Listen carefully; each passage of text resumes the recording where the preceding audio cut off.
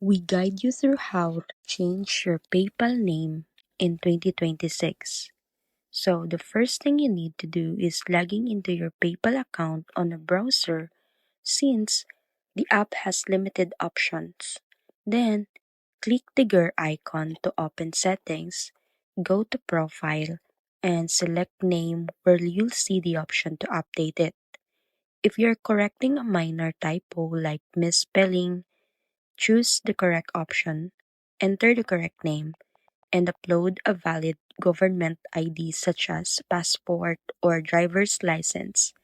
But if you are changing your name due to marriage or legal reasons, select the legal name change option and upload supporting documents like marriage certificate or court order along with your ID. Double check that the name matches your document exactly. Submit the request and wait for PayPal review, which usually takes a few days. And once approved, your PayPal name updates automatically. The important reminder, you can't change a personal account to a business name. For that, you'll need to upgrade to a business account.